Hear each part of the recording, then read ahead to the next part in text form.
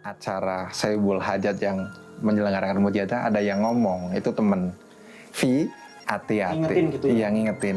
Tapi ngingetin. Diingetin, tapi hati-hati. Ini udah malam. Kalau mau pulang, kalau bisa besok. Dikarenakan kalau perjalanan dari sini ke rumah kamu itu lumayan jauh. Terus besoknya lagi kan mau masuk Selasa Kliwon. Hati-hati, pocong nanggono. Saya udah dengerin kayak gitu, bagi saya mengabaikan. Lah, barang ketemu pocong ya gue ya rezeki aku, anugerah aku. Mau pulang, udah ada rasa kayak gitu, tiba-tiba dari jarak jauh kok ada putih berdiri, apa itu? Makin lama saya tarik gas, pelan, ternyata Allahu Akbar. Sosok pocong, tapi itu berlumur darah.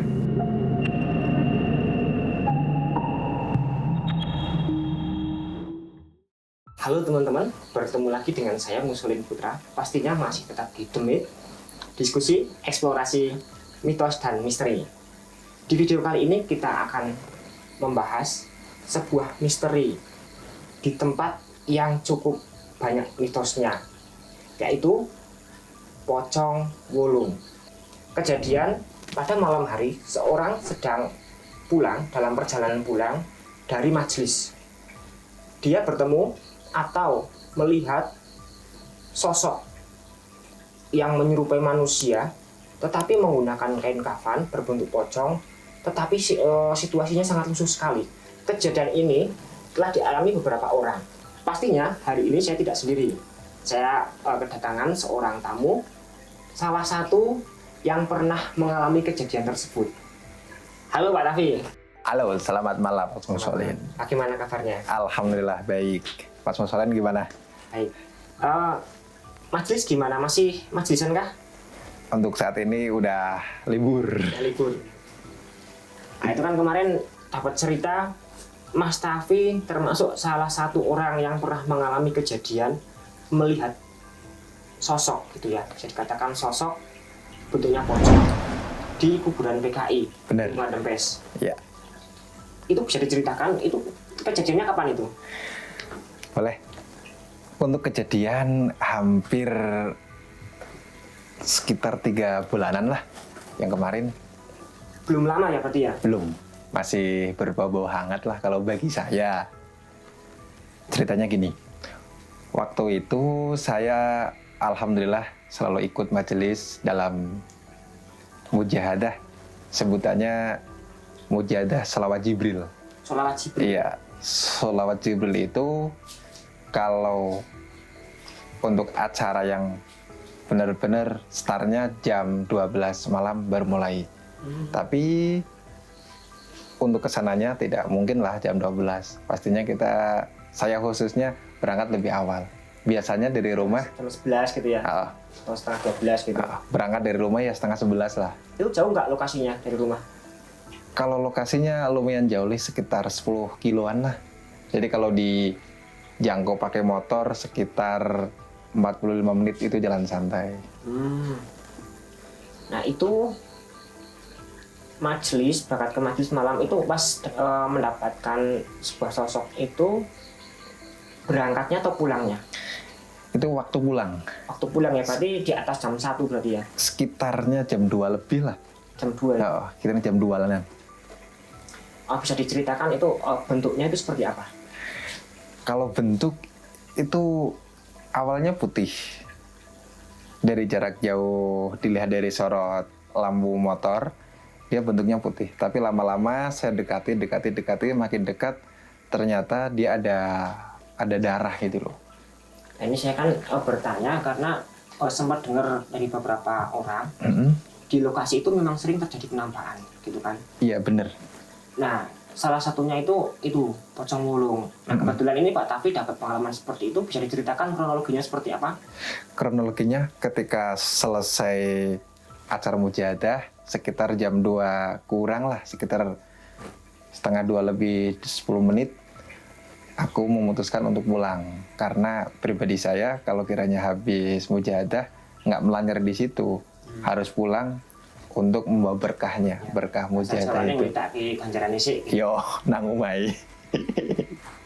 Lah, dari situ dalam perjalanan emang di acara Saibul Hajat yang menyelenggarakan mujahadah ada yang ngomong, itu temen, Vi, hati-hati. Ngingetin gitu ya? Iya, ngingetin. Tapi ngingetin. Diingetin, tapi hati-hati. Ini udah malam. Kalau mau pulang, kalau bisa besok. Dikarenakan kalau perjalanan dari sini ke rumah kamu itu lumayan jauh. Terus besoknya lagi kan mau masuk Selasa Kliwon. Hati-hati, pocong nanggono. Lah, Artinya malam Selasa Kliwon ya kejadiannya itu. malam bener, Senin pagi lah. Ya. Mau menjelang ke Selasa Kliwon. Terus saya udah dengerin kayak gitu, bagi saya mengabaikan. Lah, barang ketemu pocong ya gue ya rezeki aku, anugerah aku. Tapi malah udah bilang gitu ya. Iya, dikarenakan gini, ini mohon maaf ya, ini prinsip hidup saya. Kemarin adalah sejarah, hari ini adalah anugerah, Hari ini anugerah. besok adalah misteri. Wah, mantap tuh. Berhubung teman saya ngomongnya kayak gitu, yang akan terjadi di waktu yang akan datang bagi saya itu misteri. Makanya ya mungkin itu misteri saya. Dari situ saya ambil anugerah lah bagi saya, rezeki. Malah dapat rezeki yang kayak gitu ya. Iya Nah benar-benar. itu waktu udah pulang itu sendiri Sendiri, single, pakai motor. pakai motor. Sepanjang jalan itu ada situasinya itu gimana? Apakah rumah-rumah atau kota atau hutan? Oh, kalau situasi itu hutan. Dia di area hutan pinus. Dempes itu ya? Iya, Dempes, hutan pinus sudah terkenal lah itu, rawan, dalam artian rawan tuh rawan sepi. Ya. Nah itu waktu pulang dari situ sampai kejadian itu gimana? Waktu pulang ya sendiri. Selama saya pulang dari Saibul Hajat yang menyelenggarakan mujahadah sampai rumah tuh rasanya tuh nggak ada mobil, nggak ada motor yang nyalip, yang kepeduk tahu? Kosong belum tuh ya? Tak papar, nggak ada. Makanya udah ada rasa, merinding anjis temen iki yo, ono opo iki, gak oleh opo iki lah. Dari situ mungkin udah dari bawaan mau pulang, udah ada rasa kayak gitu, tiba-tiba dari jarak jauh kok ada putih berdiri, apa itu? Makin di hati makin deg berdebar kan, nggak tenang dalam hati. Makin lama saya tarik gas pelan, ternyata Allahu Akbar, sosok pocong tapi itu berlumur darah. Waduh. Setahu saya Itu kalau boleh tahu sepenglihatan Pak Tafi itu bentuknya itu apakah transparan seperti cahaya bayangan-bayangan gitu atau berbentuk fisik seperti manusia? Maksudnya kelihatan kain, kelihatan darah, kelihatan kain kotor gitu. itu berbentuk fisik. Wujud berarti. Iya bener-bener wujud kayak orang baru meninggal dibungkus kain kafan, cuman bedanya kalau yang saya lihat itu berlumur darah. Berarti kotor gitu ya. Agak kotor lah. Kalau Darahnya itu kelihatan darah masih cair gitu atau udah kusut-kusut gitu.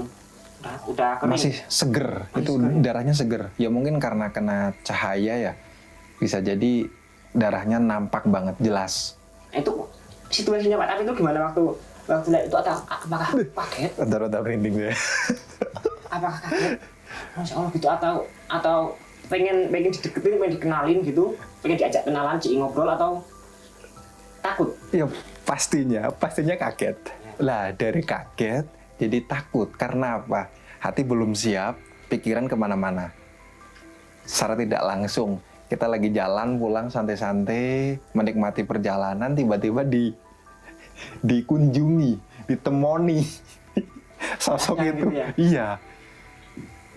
Waktu itu kan posisi kan sepi. Tengah malam, menjelang pagi lah ya, jam 2 kan menjelang pagi.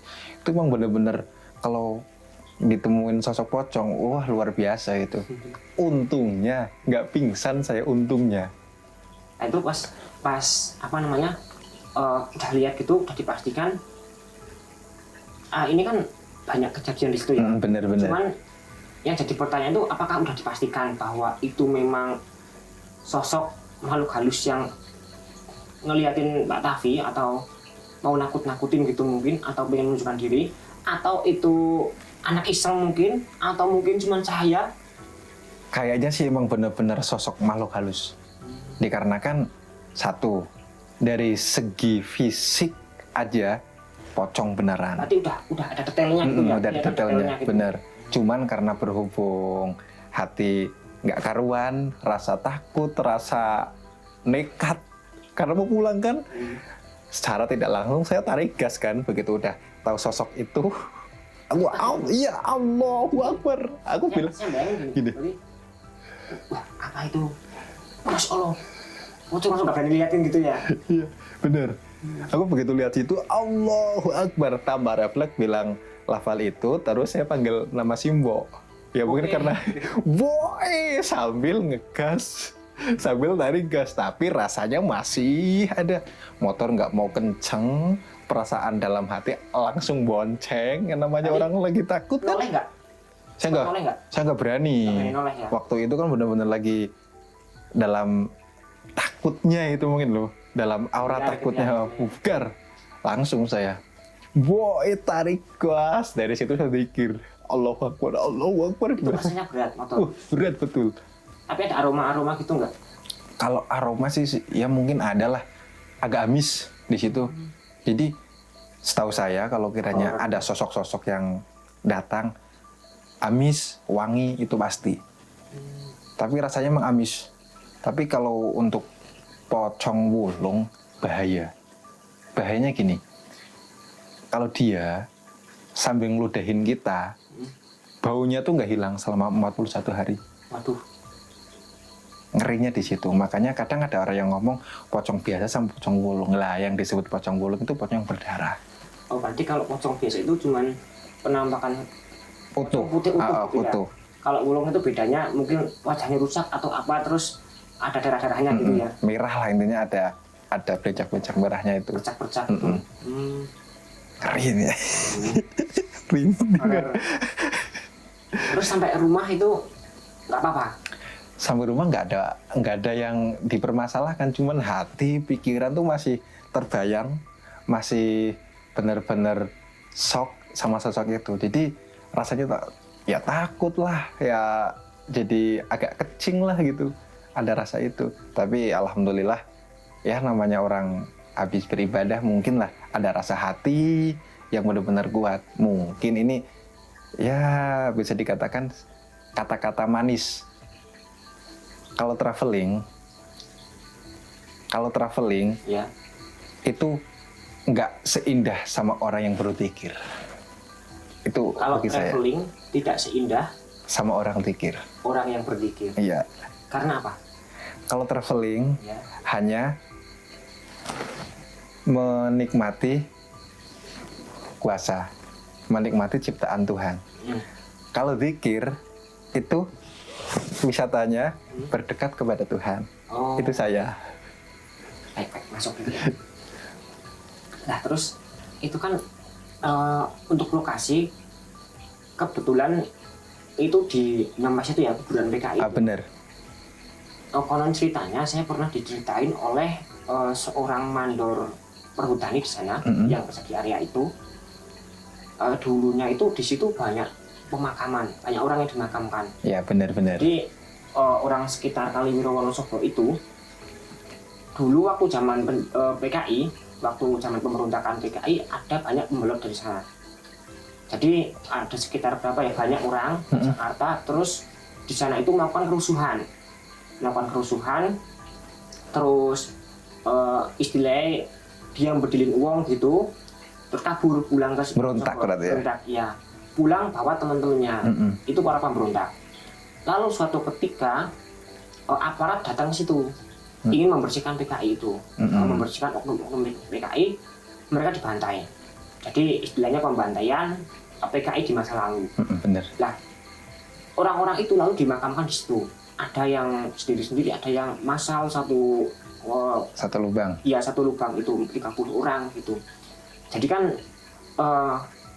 hampir semua yang tahu cerita itu di masyarakat itu katanya itu serem gitu loh. Benar-benar emang. Udah banyak sih yang ngomong kalau di jalur itu khususnya jalur Dempes sampai Galewiro di area Pinus. Werit itu bahasa apa ya? Jawa. Ya. Kalau bahasa Indonesianya angker. Dulu pernah ada kejadian mobil nyenggol motor dan motor itu jatuh, orangnya kegeprek itu ketelindas, pecah kepalanya. Itu makanya ya jarang lah. Di situ atau di lokasi sekitar? Kalau lokasinya jauh dari apa yang saya lihat pocong itu, tapi nggak jauh banget lah. Berarti serem ya? Serem. Lagi pula kalau musim. Tapi di sekitar situ juga banyak kejadian. Bener. Ya. Waktu nggak lama ini saya ngomongnya. Waktu pas hujan lebat, itu kan ada pemotor, ada mobil. Berhubung hujannya lebat, pohon pinusnya itu tumbang. Pohonnya ngerubuin sama pengendara. Dan pengendara itu pengendara gitu ya? Pengendara motor tapi. Pengendara motor itu meninggal di tempat.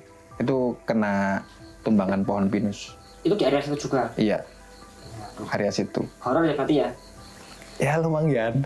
Nah itu misal bisa kita asumsikan, itu kenapa penampakan tadi itu muncul si pocong mulung itu? Ya mungkin satu. Ini saya dalam pandangan saya, dia kepingin minta tolong atau kepingin ngobrol atau kepingin menyampaikan apa yang dia rasakan. Bisa jadi kayak gitu. Jadi istilahnya gini, pocong, setan, kalau nemuin manusia, kadang ada yang mau menyampaikan, tolong dong, saya doain, tolong dong, saya benar-benar dimakamkan dengan baik secara agama saya itu, minta pertolongan, ya. Pertolongan. Tapi mungkin dia itu bukan makhluk halus warga situ ya, karena kalau dilihat dari sejarahnya itu kan yang di situ itu PKI itu kan. Benar. Artinya kalau bisa dilihat dari literatur, kemungkinan besar orang dimakamkan masal itu nggak dipocong. Benar. Ya kan? Atau mungkin karena di situ banyak aura negatif atau banyak istilahnya itu amal halus yang ngumpul di situ, akhirnya dia juga ikut-ikutan ngumpul gitu ya. Di tempat lain. Misalnya di kuburan kan juga gitu. Kenapa orang agak serem ke kuburan? Bukan karena kuburan itu angker atau banyak setan, karena memang di situ udah banyak. Jadi setan-setan lain ikut ngumpul di situ mungkin gitu ya. Benar. Aura negatifnya udah banyak di situ. Makanya mungkin kalau bahasa ABG-nya tuh pocong lagi nongkrong gitu loh. Kalau kita ngomong diceritain sama teman-teman itu menjadi konyol. Karena apa? Dia tidak merasakan apa yang saya rasakan. Nah itu kalau ekspresinya itu seperti apa? Wah, luar biasa. Ngeri. Bentuknya utuh, bener-bener utuh. Tadi sempat ngeliatin, sempat nginget-inget wajahnya itu kayak gimana gitu. Kan gimana itu? Awalnya kan saya kan dari jarak jauh kan hanya kelihatan putih. Lah, secara otomatis aku mau pulang kan harus lewat jalur situ kan, pelan sambil penasaran lihat. Begitu sudah deket paling jarak 5 meter baru kelihatan. Posisi saya dan dia kan emang deket. Wujud asli, berlumur darah. Ya udah ngeblank otak saya, hati saya, ketenangan saya. Wajahnya itu ekspresinya seperti apa? Mandang ya? Iya, mandang saya gitu. Gini? Pasti tetap gitu, berdiri tegak. Tangannya gini. Kan terus, kalau soal tangan nggak kelihatan, dia kan langsung kebungkus kain kafan kan, gitu. Meringis gitu? Apa? Kayak matanya tuh kayak serem gitu loh. Udah rusak, kayak melotot. Keri ini merinding saya deh, jangan. Tapi wajahnya utuh nggak apa, wajah rusak gitu? Kalau untuk mengamati wajah sih saya kurang amat. Yang penting aku udah ketemu sama itu sekilas saja langsung hatinya tuh waduh nggak karuan. Ini pertanyaan coba.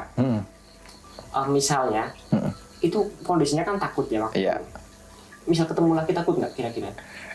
Kalau ketemu lagi pasti takut, dikarenakan belum ada persiapan kan. Kalau semuanya udah siap? Ya bisa jadi saya ajak ngobrol, ciudian. Misal gini ya, ada orang yang mau ngajakin Mas Tafi, iya. Terus nunjukin, pengen ketemu itu lagi nggak? Terus ditunjukin, ibaratnya kayak orang mau kenal gitu. Terus nanti Mas Tafi ngobrol berani nggak kira-kira? 50-50 sih. Kayaknya 50-50 deh. Karena itu kan satu makhluk halus. Ya, belum tahu tujuannya itu apa sebenarnya. Benar ya. Yang kedua, dia ada maksud tujuan. Kalau kepengen nemuin manusia, bahkan yang ditemuin manusia kan bukan manusia sembarangan biasanya. Orang yang benar-benar bisa lihat sosok itu, atau orang yang benar-benar jiden itu apa ya? Takut. Penakut. Nah misal beneran ada orang yang bisa ngatur jadwal, istilahnya ngatur jadwal kencan gitu. Mas Tafi diajak kencan sama dia, mau nggak? Kayaknya nggak mau tuh ya. Angkat-angkat ya. Itu horor tuh aja. Pengalaman hidup luar biasa. Satu diam aja melotot gitu. Wah, luar biasa. Asli. Ya mungkin ini mohon maaf ya. Kalau kejadian itu ada di posisi Mas Musolin, aku kan dijamin deh pingsan. Karena apa? Jalurnya kan beda. Ya. Mungkin kalau Mas Musolin bertemu kan jalurnya kan main, ya kan? Kalau saya kan alhamdulillah kan jalurnya baik. Baru zikir, baru berkumpul sama orang bisa dikatakan soleh. Kalau orang yang kagetan mungkin bisa langsung. Jantungan. Apalagi yang penakut terutama. Bener. Nah, kalau saya itu kebetulan kenal istilah takut itu seperti apa baru setelah lulus SMA, Mas. Itu. Iya. Awalnya gimana? Ya dari dulu nggak tahu, nggak mudeng, orang bilang wedi, bilang takut tuh nggak mudeng kayak gimana. Nggak maksud lah ya. Iya, dulu waktu kecil bahkan istilahnya umpet-umpetan gitu kan. Bener. Petak umpet sampai teman-teman nyari saya sampai ketiduran, nggak ketemu. Jadi saya menang. Kebetulan waktu itu saya itu tidurnya ternyata di keranda. Jadi ngerinya kenda yang buat itu. Iya, di angkat masjid. Angkat apa? Angkat jenayah? Iya, saya tidur di sana. Ya tak pikir memang jarang ada yang umpetan di situ gitu kan. Iya, umpet. Itu kita kelas berapa ya? Kelas 2 SMP ya, kalau nggak kelas 1. Bener. Jadi udah agak gede, udah agak nalar gitu. Tapi ya nggak takut. Jadi ada rasa takut, ada rasa mudeng, takut kayak gimana itu. Setelah lulus SMA, karena banyak teman-teman sih takut gitu. Pak WC minta ditemenin. Dulu tuh nggak mudeng, takut kayak gimana. Jadi ya kalau orang sih udah dasari penakut itu kan susah ya. Bener. Jangankan pocong, baru suara aja mereka mungkin udah pingsan. Bener. Iya. Malah gini, ini pribadi saya dengar suara makhluk halus sama ditemuin sosok makhluk halus, kalau lebih seremnya suara. Dikarenakan kalau suara kan tujuannya usil, mau mengganggu kita. Ya. Tapi kalau kita ditemuin sosok kayak gitu, rata-rata dia tuh hanya mau kepingin menyampaikan Pesan gitu ya. Pesan, tolongin saya lah, atau doain saya lah. Tapi saya juga punya sudut pandang. Misal sosok menyeramkan seperti itu bisa diasumsikan menyeramkan ya bagi sebagian besar orang. Benar. Nah itu muncul di pinggir jalan seperti itu, bagi saya itu ada hal bahayanya loh. Bahayanya itu bukan cuman orang takut pingsan, itu bukan. Kalau menurut saya yang paling bahaya adalah ketika orang kaget, lalu dia kontrol motor atau kendaraannya itu nggak stabil, tiba-tiba itu kan bahaya, jadi kecelakaan ya kan? Benar. Menurut saya yang paling serem itu sih. Kalau dia mau menyampaikan pesan, berarti dia menyampaikan dengan cara yang salah tuh. Ya kan? Iya, kan saya nggak punya otak. Loh, harusnya itu kalau bangsa, kalau bisa kita asumsikan mereka bangsa jin, harusnya lebih pinter ya. Harusnya. Atau mungkin mereka udah pilih-pilih orang. Oh, kalau orang ini nggak mungkin tiba-tiba ngerem dadak terus piting balik. Itu mungkin kayak gitu ya. Kayak kurang pasti itu. Kalau itu kan namanya orang ditemuin hantu itu spontan. Pilihan. Atau sampai karakternya itu udah dicocokin sama sana gitu. Nggak mungkin kalau yang nanti tak dilihatin yang orang si A, kalau tak dikasih pesan, dia itu nggak mungkin tiba-tiba gelempang, istilahnya gitu. Dia itu nggak mungkin tiba-tiba nabrak gitu. Nggak, jadi gini, ini prinsip dari awal ya. Apapun yang terjadi di hari itu sebuah anugerah dari saya yang sudah dicatat sama Tuhan untuk ditakdirkan bertemu dengan dia di waktu itu, jam itu, detik itu. Di anugerah untuk Mas Tafi gitu ya. kita ambil yang positif-positif aja. Kalau kiranya kita langsung ngambil yang jelek-jelek, otomatis pikirannya ngaco malah. Tapi kalau kita langsung sadar ke diri, oh kalau saya ditemuin sama ini berarti udah suratan takdir atau suatu anugerah apa yang saya lakukan di hari itu. Jadi kalau boleh tanya, bisa disimpulkan bahwa dari kejadian itu, apakah ada suatu hikmah yang bisa saya ambil? Ada. Kalau pribadi saya ini ya, mohon maaf, pribadi saya, satu, jangan meremehkan orang yang menyampaikan kepada kita. Artinya udah diperingatin gitu ya? Jadi kalau udah diperingatin jangan diremehkan. Berarti jangan meremehkan peringatan orang lain gitu. Bener. Yang kedua, kalau bisa di mana tempat kita harus benar-benar tahu adab. Intinya tahu adab itu ya lamit, permisi. Di mana tempat. Contohnya kalau permisi dengan sosok-sosok atau makhluk yang tidak terlihat itu seperti apa?